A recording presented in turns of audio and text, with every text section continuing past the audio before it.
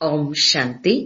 ತಾರೀಕು 23/7/2024. ಪ್ರಾತಃ ಮುರುಳಿ. ಮಧುರ ಮಕ್ಕಳೇ, ನೀವು ಸಮಯದಲ್ಲಿ ತಮ್ಮ ಮನೆಗೆ ಹಿಂತಿರುಗಿ ಹೋಗಬೇಕಾಗಿದೆ. ಆದ್ದರಿಂದ ನೆನಪಿನ ತೀವ್ರತೆಯನ್ನು ಹೆಚ್ಚಿಸಿಕೊಳ್ಳಿ. ಈ ದುಃಖಧಾಮವನ್ನು ಮರೆತು ಶಾಂತಿಧಾಮ ಮತ್ತು ಸುಖಧಾಮವನ್ನು ನೆನಪು ಮಾಡಿ.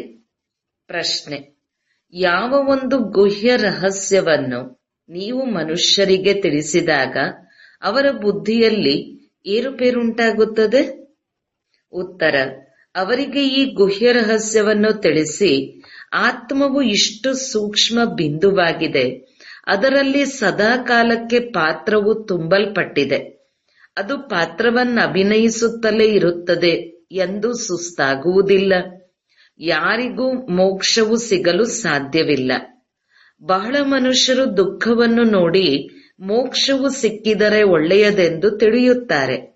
ಆದರೆ ಅವಿನಾಶಿ ಆತ್ಮವು ಪಾತ್ರವನ್ನು ಅಭಿನಯಿಸದೇ ಇರಲು ಸಾಧ್ಯವಿಲ್ಲ.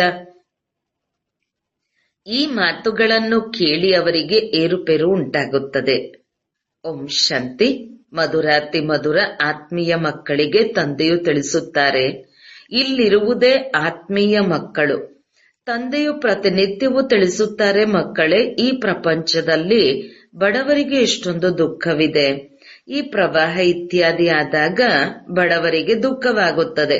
ಅವರ ಸಾಮಗ್ರಿ ಮುಂತಾದವುಗಳಿಗೆ ಯಾವ ಸ್ಥಿತಿ ಉಂಟಾಗಿ ಬಿಡುತ್ತದೆ? ದುಃಖವಂತೂ ಆಗುತ್ತದೆಯಲ್ಲವೇ? ಅಪಾರ ದುಃಖವಿದೆ.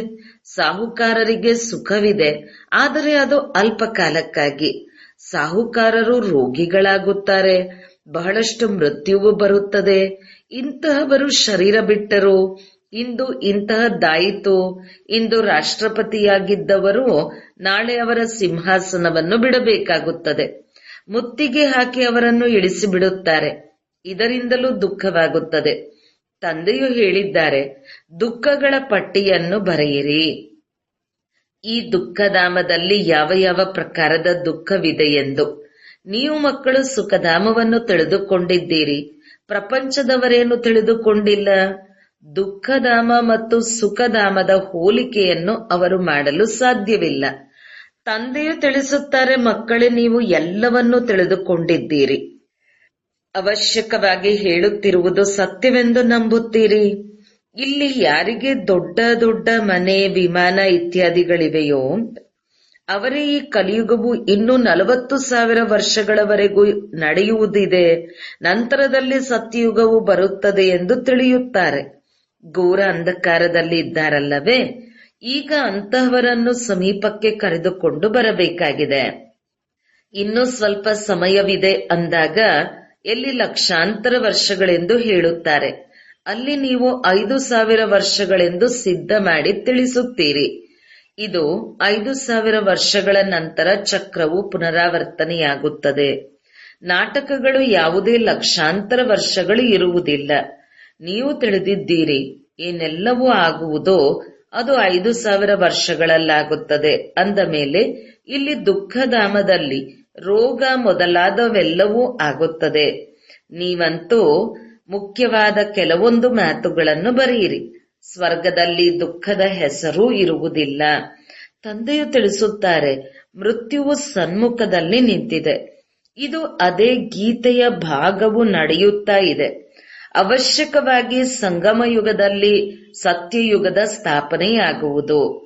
ತಂದೆಯು ತಿಳಿಸುತ್ತಾರೆ, ನಾನು ರಾಜರಿಗೂ ರಾಜರನ್ನಾಗಿ ಮಾಡುತ್ತೇನೆ ಅಂದ ಮೇಲೆ ಅವಶ್ಯವಾಗಿ ಸತ್ಯಯುಗದ ರಾಜರನ್ನಾಗಿಯೇ ಮಾಡುತ್ತಾರಲ್ಲವೇ? ತಂದೆಯು ಎಷ್ಟು ಚೆನ್ನಾಗಿ ತಿಳಿಸುತ್ತಾರಲ್ಲವೇ? ಈಗ ನಾವು ಸುಖಧಾಮಕ್ಕೆ ಹೋಗುತ್ತೇವೆ. ತಂದೆಯು ನಮ್ಮನ್ನು ಕರೆದುಕೊಂಡು ಹೋಗಬೇಕಾಗುತ್ತದೆ. ಯಾರು ನಿರಂತರ ನೆನಪು ಮಾಡುವರೋ ಅವರೇ ಉತ್ತಮ ಪದವಿಯನ್ನು ಪಡೆಯುತ್ತಾರೆ. ಅದಕ್ಕಾಗಿ ತಂದೆಯು ಯುಕ್ತಿಗಳನ್ನು ತಿಳಿಸುತ್ತಿರುತ್ತಾರೆ. ಮಕ್ಕಳೇ, ನೆನಪಿನ ವೇಗವನ್ನು ಹೆಚ್ಚಿಸಿಕೊಳ್ಳಿ. ಕುಂಭಮೇಳದಲ್ಲಿಯೂ ಸಮಯದಲ್ಲಿ ಹೋಗಬೇಕಾಗುತ್ತದೆ. ನೀವು ಸಹ ಸಮಯದಲ್ಲಿ ಹೋಗಬೇಕಾಗಿದೆ. ಬೇಗನೆ ಹೋಗಿ ತಲುಪಿಬಿಡುತ್ತೇರೆಂದಲ್ಲ. ಈ ರೀತಿ ಬೇಗ ಬೇಗನೆ ಮಾಡುವುದು ನಮ್ಮ ಕೈಯಲ್ಲಿಲ್ಲ. ಇದಂತೂ ನಾಟಕದಲ್ಲಿ ನಿಗದಿಯಾಗಿದೆ. ಮಹಿಮೆ ಎಲ್ಲವೂ ನಾಟಕದ್ದಾಗಿದೆ. ಇಲ್ಲಿ ಎಷ್ಟೊಂದು ಜೀವಜಂತು ಇತ್ಯಾದಿಗಳು ದುಃಖ ಕೊಡುವಂತದ್ದಾಗಿದೆ. ಸತ್ಯಯುಗದಲ್ಲಿ ಈ ರೀತಿ ಇಲ್ಲ ಅಂದ ಮೇಲೆ ಅಲ್ಲಿ ಇಂಥದ್ದಿರುತ್ತದೆ ಎಂದು ಒಳಗೆ ವಿಚಾರ ಮಾಡಬೇಕು. ಸತ್ಯಯುಗವಂತೂ ನೆನಪಿಗೆ ಬರುತ್ತದೆಯಲ್ಲವೇ? ಸತ್ಯಯುಗದ ಸ್ಥಾಪನೆಯನ್ನು ತಂದೆಯೇ ಮಾಡುತ್ತಾರೆ. ಅಂತಿಮದಲ್ಲಿ ಎಲ್ಲವೂ ಸಾರ ರೂಪದಲ್ಲಿ ಜ್ಞಾನವು ಬುದ್ಧಿಯಲ್ಲಿ ಬಂದು ಬಿಡುತ್ತದೆ. ಹೇಗೆ ಬೀಜವು ಎಷ್ಟು ಚಿಕ್ಕದೋ ವೃಕ್ಷವು ಅಷ್ಟು ದೊಡ್ಡದಾಗಿರುತ್ತದೆ. ಅದಂತೂ ಜಡ ಬೀಜವಾಗಿದೆ. ಇವರಂತೂ ಚೈತನ್ಯ ಬೀಜವಾಗಿದ್ದಾರೆ. ಇವರ ಬಗ್ಗೆ ಯಾರಿಗೂ ಗೊತ್ತಿಲ್ಲ. ಕಲ್ಪದ ಆಯಸ್ಸನ್ನು ದೀರ್ಘ ಮಾಡಿಬಿಟ್ಟಿದ್ದಾರೆ. ಭಾರತವೇ ಬಹಳ ಸುಖವನ್ನು ಪಡೆಯುತ್ತದೆ, ಮತ್ತೆ ದುಃಖವನ್ನು ಭಾರತವೇ ಪಡೆಯುತ್ತದೆ. ಕಾಯಿಲೆ ಮುಂತಾದವುಗಳು ಸಹ ಭಾರತದಲ್ಲಿಯೇ ಅಧಿಕವಾಗಿದೆ. ಇಲ್ಲಿ ಸೊಳ್ಳೆಗಳ ಸಮಾನ ಮನುಷ್ಯರು ಸಾಯುತ್ತಾರೆ, ಏಕೆಂದರೆ ಆಯಸ್ಸು ಚಿಕ್ಕದಾಗಿದೆ. ಇಲ್ಲಿ ಸ್ವಚ್ಛ ಮಾಡುವವರು ಮತ್ತು ವಿದೇಶದಲ್ಲಿ ಸ್ವಚ್ಛ ಮಾಡುವವರಲ್ಲಿ ಎಷ್ಟೊಂದು ಅಂತರವಿದೆ. ವಿದೇಶದಿಂದ ಎಲ್ಲ ಅನ್ವೇಷಣೆ ಇಲ್ಲಿ ಬರುತ್ತದೆ. ಸತ್ಯಯುಗದ ಹೆಸರೇ ಆಗಿದೆ ಸ್ವರ್ಗ. ಅಲ್ಲಿ ಎಲ್ಲರೂ ಸತೋಪ್ರಧಾನವಾಗಿರುತ್ತಾರೆ. ನಿಮಗೆ ಎಲ್ಲವೂ ಸಾಕ್ಷಾತ್ಕಾರವಾಗುತ್ತದೆ. ಈಗ ಇದು ಸಂಗಮ ಯುಗವಾಗಿದೆ. ಈಗ ತಂದೆಯು ಬಂದು ತಿಳಿಸುತ್ತಲೇ ಇರುತ್ತಾರೆ. ಹೊಸ ಹೊಸ ಮಾತುಗಳನ್ನು ಹೇಳುತ್ತಿರುತ್ತಾರೆ. ತಂದೆಯು ತಿಳಿಸುತ್ತಾರೆ, ದಿನ ಪ್ರತಿದಿನ ನಾನು ಗುಹ್ಯ ಮಾತುಗಳನ್ನು ಹೇಳುತ್ತೇನೆ. ತಂದೆಯು ಎಷ್ಟು ಸೂಕ್ಷ್ಮ ಬಿಂದುವಾಗಿದ್ದಾರೆ. ಅವರಲ್ಲಿ ಸದಾ ಕಾಲದ ಪಾತ್ರವು ತುಂಬಲ್ಪಟ್ಟಿದೆ ಎಂದು ಮೊದಲು ಗೊತ್ತಿರಲಿಲ್ಲ. ನೀವು ಪಾತ್ರವನ್ನು ಅಭಿನಯಿಸುತ್ತಾ ಬಂದಿದ್ದೀರಿ. ನೀವು ಯಾರಿಗಾದರೂ ತಿಳಿಸಿದರೆ ಬುದ್ಧಿಯಲ್ಲಿ ಇವರೇನು ಹೇಳುತ್ತಾರೆ, ಇಷ್ಟು ಚಿಕ್ಕ ಬಿಂದುವಿನಲ್ಲಿ ಪೂರ್ಣ ಪಾತ್ರವು ತುಂಬಿದೆ. ಅದು ಪಾತ್ರವನ್ನು ಅಭಿನಯಿಸುತ್ತಲೇ ಇರುತ್ತದೆ, ಎಂದೂ ಸುಸ್ತಾಗುವುದಿಲ್ಲ ಎಂದು ಹೇಳಿ. ಅವರ ಬುದ್ಧಿಯಲ್ಲಿ ಎಷ್ಟೊಂದು ಏರುಪೇರು ಉಂಟಾಗುತ್ತದೆ. ಇದಂತೂ ಯಾರಿಗೂ ತಿಳಿದಿಲ್ಲ. ಈಗ ನೀವು ಮಕ್ಕಳಿಗೆ ತಿಳುವಳಿಕೆ ಬರುತ್ತಾ ಹೋಗುತ್ತದೆ. ಅರ್ಧ ಕಲ್ಪ ಸುಖ, ಅರ್ಧ ಕಲ್ಪ ದುಃಖ. ಬಹಳ ದುಃಖವನ್ನು ನೋಡಿಯೇ ಹೇಳುತ್ತಾರೆ, ಇದಕ್ಕಿಂತಲೂ ಮೋಕ್ಷವನ್ನು ಪಡೆಯಬೇಕು. ಯಾವಾಗ ನೀವು ಸುಖದಲ್ಲಿ ಶಾಂತಿಯಲ್ಲಿರುತ್ತೀರೋ ಆಗ ನೀವು ಹೇಳುವುದಿಲ್ಲ. ಈ ಪೂರ್ಣ ಜ್ಞಾನವು ನಿಮ್ಮ ಬುದ್ಧಿಯಲ್ಲಿದೆ. ಹೇಗೆ ತಂದೆಯು ಬೀಜವಾಗಿರುವ ಕಾರಣ ಅವರ ಬಳಿ ಇಡೀ ವೃಕ್ಷದ ಜ್ಞಾನವಿದೆ. ವೃಕ್ಷದ ಮಾದರಿ ರೂಪವನ್ನು ತೋರಿಸಿದ್ದಾರೆ. ದೊಡ್ಡದನ್ನು ತೋರಿಸಲು ಸಾಧ್ಯವೇ? ಬುದ್ಧಿಯಲ್ಲಿ ಪೂರ್ಣ ಜ್ಞಾನವು ಬಂದು ಬಿಡುತ್ತದೆ. ಅಂದ ಮೇಲೆ ನೀವು ಮಕ್ಕಳ ಬುದ್ಧಿಯು ಎಷ್ಟು ವಿಶಾಲವಾಗಿರಬೇಕು.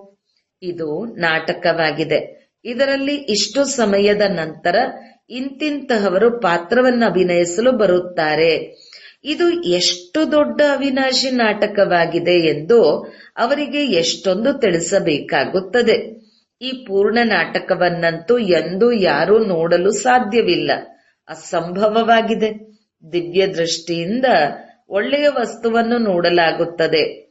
ಗಣೇಶ, ಹನುಮಂತ ಇವರೆಲ್ಲರೂ ಭಕ್ತಿ ಮಾರ್ಗದವರಾಗಿದ್ದಾರೆ. ಆದರೆ ಮನುಷ್ಯರ ಭಾವನೆಯು ಕುಳಿತು ಬಿಟ್ಟಿರುವುದರಿಂದ ಅವರಿಗೆ ಬಿಡಲು ಆಗುವುದಿಲ್ಲ.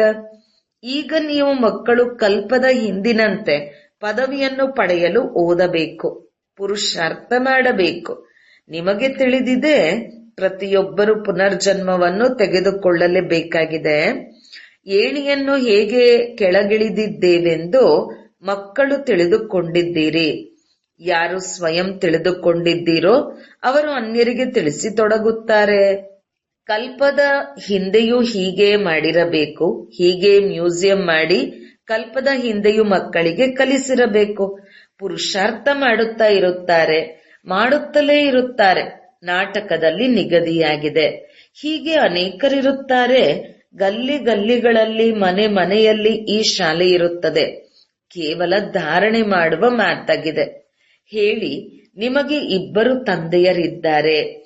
ಯಾರು ದೊಡ್ಡವರಾದರೂ ದಯೆ ತೋರಿಸಿ ಕೃಪೆ ಮಾಡಿ ಎಂದು ಅವರನ್ನು ಕರೆಯುತ್ತಾರೆ. ತಂದೆಯು ತಿಳಿಸುತ್ತಾರೆ, ಬೇಡುವುದರಿಂದ ಏನೂ ಸಿಗುವುದಿಲ್ಲ. ನಾನಂತೂ ಮಾರ್ಗವನ್ನು ತಿಳಿಸಿಬಿಟ್ಟಿದ್ದೇನೆ. ನಾನು ಬರುವುದೇ ಮಾರ್ಗವನ್ನು ತಿಳಿಸಲು. ಇಡೀ ವೃಕ್ಷವು ನಿಮ್ಮ ಬುದ್ಧಿಯಲ್ಲಿದೆ. ತಂದೆಯು ಎಷ್ಟೊಂದು ಶ್ರಮ ಪಡುತ್ತಿರುತ್ತಾರೆ. ಇನ್ನು ಅತ್ಯಲ್ಪ ಸಮಯವೇ ಉಳಿದಿದೆ. ನನಗೆ ಸೇವಾದಾರಿ ಮಕ್ಕಳು ಬೇಕು. ಮನೆ ಮನೆಯಲ್ಲಿ ಗೀತಾ ಪಾಠಶಾಲೆ ಇರಬೇಕು. ಅನ್ಯ ಚಿತ್ರ ಇತ್ಯಾದಿಗಳನ್ನು ಇಡಬೇಡಿ. ಕೇವಲ ಹೊರಗೆ ಬರೆಯಿರಿ. ಚಿತ್ರವಂತೂ ಈ ಬ್ಯಾಡ್ಜ್ ಸಾಕು. ಅಂತಿಮದಲ್ಲಿ ನಿಮಗೆ ಈ ಬ್ಯಾಡ್ಜ್ ಕೆಲಸಕ್ಕೆ ಬರುವುದು. ಸನ್ನೆಯ ಮಾತಾಗಿದೆ. ಬೇಹದ್ದಿನ ತಂದೆಯು ಅವಶ್ಯಕವಾಗಿ ಸ್ವರ್ಗವನ್ನೇ ರಚಿಸುತ್ತಾರೆಂದು ಗೊತ್ತಾಗಿ ಬಿಡುತ್ತದೆ. ಆಗ ತಂದೆಯನ್ನು ನೆನಪು ಮಾಡುತ್ತಾರೆ. ಆದ್ದರಿಂದಲೇ ಸ್ವರ್ಗದಲ್ಲಿ ಬರುತ್ತಾರಲ್ಲವೇ. ಇದನ್ನಂತೂ ತಿಳಿಯುತ್ತೀರಿ. ನಾವು ಪತೀತರಾಗಿದ್ದೆವು. ನೆನಪಿನಿಂದಲೇ ಪಾವನರಾಗುತ್ತೇವೆ. ಮತ್ಯಾವುದೇ ಉಪಾಯವಿಲ್ಲ. ಸ್ವರ್ಗವು ಪಾವನ ಪ್ರಪಂಚವಾಗಿದೆ. ಸ್ವರ್ಗದ ಮಾಲೀಕರಾಗಬೇಕೆಂದರೆ ಅವಶ್ಯಕವಾಗಿ ಪಾವನರಾಗಬೇಕು. ಸ್ವರ್ಗದಲ್ಲಿ ಹೋಗುವವರು ನರಕದಲ್ಲಿ ಹೇಗೆ ಸಿಕ್ಕಿ ಹಾಕಿಕೊಳ್ಳುತ್ತಾರೆ? ಆದ್ದರಿಂದ ಹೇಳಲಾಗುತ್ತೆ, ಮನ್ಮನಾಭವ. ತಮ್ಮ ಬೇಹದ್ದಿನ ತಂದೆಯನ್ನು ನೆನಪು ಮಾಡಿ. ಅಂತಿಮತಿ ಸುಗತಿಯಾಗುವುದು. ಸ್ವರ್ಗದಲ್ಲಿ ಹೋಗುವವರು ವಿಕಾರದಲ್ಲಿ ಹೋಗುತ್ತಾರೆಯೇ? ಅವಶ್ಯಕವಾಗಿ ಭಕ್ತರು ಇಷ್ಟೊಂದು ವಿಕಾರದಲ್ಲಿ ಹೋಗುವುದಿಲ್ಲ. ಪವಿತ್ರರಾಗಿ ಎಂಬ ಮಾತನ್ನು ಸನ್ಯಾಸಿಗಳು ಸಹ ಹೇಳುವುದಿಲ್ಲ. ಏಕೆಂದರೆ ತಾವೇ ವಿವಾಹವನ್ನು ಮಾಡಿಸುತ್ತಾರೆ. ಪ್ರತಿ ತಿಂಗಳು ವಿಕಾರದಲ್ಲಿ ಹೋಗಿ ಎಂದು ಅವರು ಗೃಹಸ್ಥಿಗಳಿಗೆ ಹೇಳುತ್ತಾರೆ. ನೀವು ವಿವಾಹ ಮಾಡಿಕೊಳ್ಳಬಾರದು ಎಂದು ಬ್ರಹ್ಮಚಾರಿಗಳಿಗೆ ಅವರು ಹೇಳುವುದಿಲ್ಲ. ನಿಮ್ಮ ಬಳಿ ಗಂಧರ್ವ ವಿವಾಹ ಮಾಡಿಕೊಳ್ಳುತ್ತಾರೆ. ಆದರೂ ಸಹ ಎರಡನೆಯ ದಿನ ಆಟವನ್ನು ಸಮಾಪ್ತಿ ಮಾಡಿಬಿಡುತ್ತಾರೆ. ಮಾಯೆಯು ಬಹಳ ಆಕರ್ಷಣೆ ಮಾಡುತ್ತದೆ. ಆದರೂ ಸಹ ಪವಿತ್ರವಾಗಿರುವ ಪುರುಷಾರ್ಥವು ಈ ಸಮಯದಲ್ಲಿಯೇ ನಡೆಯುತ್ತದೆ. ನಂತರ ಇದರ ಪ್ರಾರಬ್ಧವಿರುತ್ತದೆ. ಸತ್ಯಯುಗದಲ್ಲಂತೂ ರಾವಣ ರಾಜ್ಯವೇ ಇರುವುದೇ ಇಲ್ಲ. ವಿಕಾರಿ ವಿಚಾರಗಳೇ ಇರುವುದಿಲ್ಲ. ವಿಕಾರಿಯನ್ನಾಗಿ ರಾವಣ ಮಾಡುತ್ತಾನೆ. ಶಿವ ತಂದೆಯು ನಿರ್ವಿಕಾರಿಗಳನ್ನಾಗಿ ಮಾಡುತ್ತಾರೆ. ಇದನ್ನು ಸಹ ನೆನಪು ಮಾಡಬೇಕಾಗಿದೆ. ಮನೆ ಮನೆಯಲ್ಲಿ ತರಗತಿಯು ನಡೆದಾಗ ಎಲ್ಲರೂ ತಿಳಿಸುವವರಾಗಿ ಬಿಡುತ್ತಾರೆ. ಮನೆ ಮನೆಯಲ್ಲಿ ಗೀತಾ ಪಾಠಶಾಲೆಯನ್ನು ತೆರೆದು ಮನೆಯವರನ್ನು ಸುಧಾರಣೆ ಮಾಡಬೇಕು. ಹೀಗೆ ವೃದ್ಧಿಯಾಗುತ್ತಾ ಇರುವುದು. ಸಾಧಾರಣ ಮತ್ತು ಬಡವರು ಹೇಗೆ ಜೊತೆಗಾರರಾದರು? ದೊಡ್ಡ ದೊಡ್ಡ ವ್ಯಕ್ತಿಗಳಿಗೆ ಸಣ್ಣ ವ್ಯಕ್ತಿಗಳ ಸತ್ಸಂಗದಲ್ಲಿ ಬರುವುದೇ ಸಂಕೋಚವಾಗುತ್ತದೆ. ಏಕೆಂದರೆ ಇವರದು ಜಾದೂ ಆಗಿದೆ. ಸಹೋದರ ಸಹೋದರಿಯನ್ನಾಗಿ ಮಾಡಿಬಿಡುತ್ತಾರೆ. ಅರೆ, ಇದಂತೂ ಒಳ್ಳೆಯದಲ್ಲವೇ? ಗೃಹಸ್ಥದಲ್ಲಿ ಎಷ್ಟೊಂದು ಜಂಜಾಟವಿರುತ್ತದೆ. ಎಷ್ಟೊಂದು ದುಃಖಿಯಾಗುತ್ತಾರೆ. ಇದಂತೂ ದುಃಖದ ಪ್ರಪಂಚವಾಗಿದೆ. ಅಪಾರ ದುಃಖವಿದೆ. ಮತ್ತೆ ಅಲ್ಲಿ ಸುಖವು ಅಪಾರವಾಗಿರುವುದು. ಈ ದುಃಖದ ಪಟ್ಟಿಯನ್ನು ತೆಗೆಯುವ ಪ್ರಯತ್ನ ಮಾಡಿ. 25-30 ಮುಖ್ಯವಾದ ದುಃಖದ ಮಾತುಗಳನ್ನಾದರೂ ಬರೆಯಿರಿ. ಬೇಹದ್ದಿನ ತಂದೆಯಿಂದ ಆಸ್ತಿಯನ್ನು ಪಡೆಯಲು ಎಷ್ಟೊಂದು ಪುರುಷಾರ್ಥ ಮಾಡಬೇಕು. ತಂದೆಯು ಈ ರಥದ ಮೂಲಕ ತಿಳಿಸುತ್ತಾರೆ. ಈ ದಾದಾರವರು ಸಹ ವಿದ್ಯಾರ್ಥಿಯಾಗಿದ್ದಾರೆ. ದೇಹದಾರಿಗಳೆಲ್ಲರೂ ವಿದ್ಯಾರ್ಥಿಗಳಾಗಿದ್ದಾರೆ. ಓದಿಸುವ ಶಿಕ್ಷಕರು ವಿದೇಹಿಯಾಗಿದ್ದಾರೆ. ನಿಮ್ಮನ್ನು ವಿದೇಹಿಯನ್ನಾಗಿ ಮಾಡುತ್ತಾರೆ. ಆದ್ದರಿಂದ ತಂದೆಯು ತಿಳಿಸುತ್ತಾರೆ, ಮಕ್ಕಳೇ, ಶರೀರದ ಪರವಿಯನ್ನು ಬಿಡುತ್ತಾ ಹೋಗಿ. ಈ ಮನೆ ಇತ್ಯಾದಿ ಏನೂ ಉಳಿಯುವುದಿಲ್ಲ. ಸತ್ಯಯುಗದಲ್ಲಿ ಎಲ್ಲವೂ ಹೊಸದೇ ಸಿಗಲಿದೆ. ಅಂತಿಮದಲ್ಲಿ ನಿಮಗೆ ಬಹಳ ಸಾಕ್ಷಾತ್ಕಾರಗಳಾಗುತ್ತಾ ಹೋಗುತ್ತದೆ. ಇದಂತೂ ನಿಮಗೆ ಗೊತ್ತಿದೆ. ಈ ಕಡೆ ಅಣುಬಾಂಬುಗಳಿಂದ ಬಹಳ ವಿನಾಶವಾಗಿ ಬಿಡುವುದು. ಇಲ್ಲಿ ಭಾರತದಲ್ಲಿ ರಕ್ತದ ನದಿಗಳು ಹರಿಯುತ್ತವೆ. ಇದರಲ್ಲಿ ಸಮಯ ಹಿಡಿಸುತ್ತದೆ. ಇಲ್ಲಿಯ ಮೃತ್ಯುವು ಬಹಳ ಕೆಟ್ಟದ್ದಾಗಿದೆ. ಇದು ಅವಿನಾಶಿ ಖಂಡವಾಗಿದೆ. ನಕ್ಷೆಯಲ್ಲಿ ನೋಡುತ್ತೀರಿ. ಹಿಂದೂಸ್ತಾನವಂತೂ ಒಂದು ಮೂಲೆಯಾಗಿದೆ. ನಾಟಕದ ಅನುಸಾರ ಇಲ್ಲಿ ಅವರ ಪ್ರಭಾವವು ಬೀರುವುದೇ ಇಲ್ಲ. ಇಲ್ಲಿ ರಕ್ತದ ನದಿಗಳು ಹರಿಯುತ್ತವೆ. ಈಗ ತಯಾರಿ ಮಾಡಿಕೊಳ್ಳುತ್ತಿದ್ದಾರೆ. ಕೊನೆಯಲ್ಲಿ ಇವರು ಬಾಂಬುಗಳನ್ನು ಸಹ ಸಾಲದಲ್ಲಿ ಕೊಡಬಹುದು. ಬಾಕಿ ಯಾವ ಬಾಂಬುಗಳನ್ನು ಎಸೆಯುವುದರಿಂದಲೇ ಪ್ರಪಂಚವು ಸಮಾಪ್ತಿಯಾಗಿ ಬಿಡುವುದು. ಅಂಥದ್ದನ್ನು ಸಾಲದಲ್ಲಿ ಕೊಡುವುದಿಲ್ಲ. ಕಡಿಮೆ ಗುಣಮಟ್ಟದ ಬಾಂಬುಗಳನ್ನು ಕೊಡುತ್ತಾರೆ. ಕೆಲಸಕ್ಕೆ ಬರುವಂತಹ ವಸ್ತುಗಳನ್ನು ಕೊಡುತ್ತಾರೆಯೇ? ವಿನಾಶವಂತೂ ಕಲ್ಪದ ಹಿಂದಿನಂತೆ ಆಗಲೇಬೇಕಾಗಿದೆ, ಹೊಸ ಮಾತೇನಲ್ಲ. ಅನೇಕ ಧರ್ಮಗಳ ವಿನಾಶ, ಒಂದು ಧರ್ಮದ ಸ್ಥಾಪನೆ. ಭಾರತ ಖಂಡವು ಎಂದೂ ವಿನಾಶವನ್ನು ಹೊಂದುವುದಿಲ್ಲ, ಸ್ವಲ್ಪವಂತೂ ಉಳಿಯಬೇಕಾಗಿದೆ. ಎಲ್ಲರೂ ಸತ್ತು ಹೋದರೆ ಇದಕ್ಕೆ ಪ್ರಳಯವೆಂದು ಹೇಳಬೇಕಾಗುತ್ತದೆ. ದಿನ ಪ್ರತಿದಿನ ನಿಮ್ಮ ಬುದ್ಧಿಯು ವಿಶಾಲವಾಗುತ್ತಾ ಹೋಗುತ್ತದೆ. ನಿಮಗೆ ಬಹಳ ಗೌರವವಿರುತ್ತದೆ. ಈಗ ಇಷ್ಟೊಂದು ಗೌರವವಿಲ್ಲ. ಆದ್ದರಿಂದಲೇ ಕೆಲವರೇ ತೇರ್ಗಡೆಯಾಗುತ್ತಾರೆ. ಬುದ್ಧಿಯಲ್ಲಿ ಬರುವುದೇ ಇಲ್ಲ. ಇಷ್ಟೊಂದು ಶಿಕ್ಷೆಗಳನ್ನು ಅನುಭವಿಸಬೇಕಾಗುತ್ತದೆ. ಮತ್ತೆ ಬರುವುದು ತಡವಾಗಿಯೇ. ವಿಕಾರದಲ್ಲಿ ಬೀಳುತ್ತಾರೆಂದರೆ ಮಾಡಿಕೊಂಡಿರುವ ಸಂಪಾದನೆಯು ಸಮಾಪ್ತಿಯಾಗುತ್ತದೆ. ಕಪ್ಪಾಗಿದ್ದವರು ಕಪ್ಪಾಗಿಯೇ ಉಳಿದು ಬಿಡುತ್ತಾರೆ. ಮತ್ತೆ ಅವರು ಎದ್ದು ನಿಲ್ಲಲು ಸಾಧ್ಯವಿಲ್ಲ. ಎಷ್ಟೊಂದು ಜನರು ಹೋಗುತ್ತಾರೆ, ಹೋಗುವವರು ಇದ್ದಾರೆ. ಈ ಸ್ಥಿತಿಯಲ್ಲಿ ನಾವು ಶರೀರ ಬಿಟ್ಟರೆ ನಮ್ಮ ಸ್ಥಿತಿಗತಿ ಏನಾಗಬಹುದೆಂದು ತಾವೇ ತಿಳಿದುಕೊಳ್ಳಬಹುದು. ತಿಳುವಳಿಕೆಯ ಮಾತಾಗಿದೆಯಲ್ಲವೇ? ತಂದೆಯು ತಿಳಿಸುತ್ತಾರೆ, ನೀವು ಮಕ್ಕಳು ಶಾಂತಿ ಸ್ಥಾಪನೆ ಮಾಡುವವರಾಗಿದ್ದೀರಿ. ನಿಮ್ಮಲ್ಲಿಯೇ ಅಶಾಂತಿ ಇದ್ದರೆ ಪದವಿ ಭ್ರಷ್ಟರಾಗಿ ಬಿಡುತ್ತೀರಿ. ಯಾರಿಗೂ ದುಃಖ ಕೊಡುವ ಅವಶ್ಯಕತೆ ಇಲ್ಲ. ತಂದೆಯು ಎಷ್ಟೊಂದು ಪ್ರೀತಿಯಿಂದ ಮಕ್ಕಳೇ ಮಕ್ಕಳೇ ಎಂದು ಮಾತನಾಡಿಸುತ್ತಾರೆ. ಬೇಹದ್ದಿನ ತಂದೆಯಲ್ಲವೇ? ಅವರಲ್ಲಿ ಇಡೀ ಪ್ರಪಂಚದ ಜ್ಞಾನವಿದೆ. ಆದ್ದರಿಂದಲೇ ತಿಳಿಸುತ್ತಾರೆ, ಈ ಪ್ರಪಂಚದಲ್ಲಿ ಎಷ್ಟೊಂದು ದುಃಖವಿದೆ. ಅನೇಕ ಪ್ರಕಾರದ ದುಃಖದ ಮಾತುಗಳನ್ನು ನೀವು ಬರೆಯಬಹುದು. ಯಾವಾಗ ನೀವು ಇದನ್ನು ಸಿದ್ಧ ಮಾಡಿ ತಿಳಿಸುತ್ತೀರೋ ಆಗ ಈ ಮಾತುಗಳನ್ನು ಸರಿಯೆಂದು ತಿಳಿದುಕೊಳ್ಳುತ್ತಾರೆ. ಈ ಅಪಾರ ದುಃಖವನ್ನು ಒಬ್ಬ ತಂದೆಯ ವಿನಃ ಮತ್ಯಾರೂ ದೂರ ಮಾಡಲು ಸಾಧ್ಯವಿಲ್ಲ. ದುಃಖದ ಪಟ್ಟಿ ಇದ್ದಾಗ ಒಂದಲ್ಲ ಒಂದು ಬುದ್ಧಿಯಲ್ಲಿ ಕುಳಿತು ಬಿಡುತ್ತದೆ. ಉಳಿದವರಂತೂ ಕೇಳಿಯೂ ಕೇಳದಂತಿರುತ್ತಾರೆ. ಅವರಿಗಾಗಿಯೇ ಗಾಯನವಿದೆ. ಕತ್ತೆಗೇನು ಗೊತ್ತು ಸಂಗೀತದ ಇಂಪು? ತಂದೆಯು ತಿಳಿಸುತ್ತಾರೆ, ನೀವು ಇಂತಹ ಹೂಗಳಾಗಬೇಕು. ಯಾವುದೇ ಅಶಾಂತಿ ಕೊಳಕು ಇರಬಾರದು. ಅಶಾಂತಿಯನ್ನು ಹರಡುವವರು ದೇಹಾಭಿಮಾನಿಗಳಾದರು. ಅವರಿಂದ ದೂರವಿರಬೇಕು.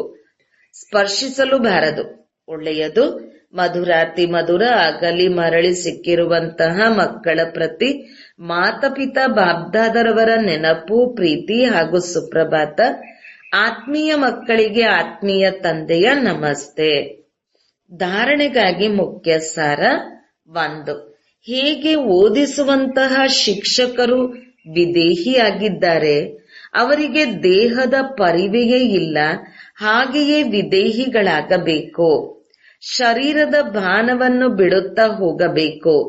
ವಿಕಾರಿ ದೃಷ್ಟಿಯನ್ನು ಪರಿವರ್ತಿಸಿಕೊಂಡು ನಿರ್ವಿಕಾರಿ ದೃಷ್ಟಿಯನ್ನಾಗಿ ಮಾಡಿಕೊಳ್ಳಬೇಕು. 2.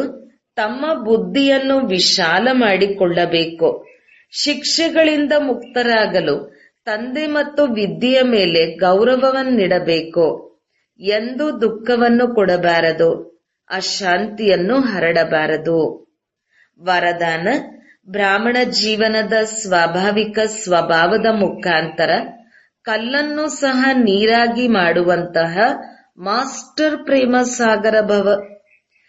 ಹೇಗೆ ಪ್ರಪಂಚದ ಜನ ಹೇಳುತ್ತಾರೆ, ಪ್ರೀತಿ ಕಲ್ಲನ್ನು ಸಹ ನೀರಾಗಿ ಮಾಡಿಬಿಡುತ್ತದೆ ಎಂದು, ಹಾಗೆ ತಾವು ಬ್ರಾಹ್ಮಣರ ಸ್ವಾಭಾವಿಕ ಸ್ವಭಾವ ಮಾಸ್ಟರ್ ಪ್ರೇಮ ಸಾಗರ ಆಗಿದೆ. ತಮ್ಮ ಬಳಿ ಆತ್ಮೀಕ ಪ್ರೀತಿ, ಪರಮಾತ್ಮನ ಪ್ರೀತಿಯ ಇಂತಹ ಶಕ್ತಿ ಇದೆ. ಯಾವುದರಿಂದ ಭಿನ್ನ ಭಿನ್ನ ಸ್ವಭಾವಗಳನ್ನು ಪರಿವರ್ತನೆ ಮಾಡಬಲ್ಲಿರಿ. ಹೇಗೆ ಪ್ರೀತಿಯ ಸಾಗರನು ತನ್ನ ಪ್ರೀತಿಯ ಸ್ವರೂಪದ ಅನಾದಿ ಸ್ವಭಾವದಿಂದ ತಾವು ಮಕ್ಕಳನ್ನು ತನ್ನವರನ್ನಾಗಿ ಮಾಡಿಕೊಂಡು ಬಿಟ್ಟರು, ಹಾಗೆ ತಾವು ಮಾಸ್ಟರ್ ಪ್ರೀತಿಯ ಸಾಗರರಾಗಿ ವಿಶ್ವದ ಆತ್ಮಗಳಿಗೆ ಸತ್ಯ, ನಿಸ್ವಾರ್ಥ, ಆತ್ಮೀಯ ಪ್ರೀತಿಯನ್ನು ಕೊಡಿ. ಆಗ ಅವರ ಸ್ವಭಾವ ಪರಿವರ್ತನೆಯಾಗಿ ಬಿಡುತ್ತದೆ. ಸ್ಲೋಗನ್: ತಮ್ಮ ವಿಶೇಷತೆಗಳನ್ನು ಸ್ಮೃತಿಯಲ್ಲಿಟ್ಟುಕೊಂಡು ಅದನ್ನು ಸೇವೆಯಲ್ಲಿ ತೊಡಗಿಸಿ. ಆಗ ಹಾರುವ ಕಲೆಯಲ್ಲಿ ಹಾರುತ್ತೀರಿ. ಓಂ ಶಾಂತಿ.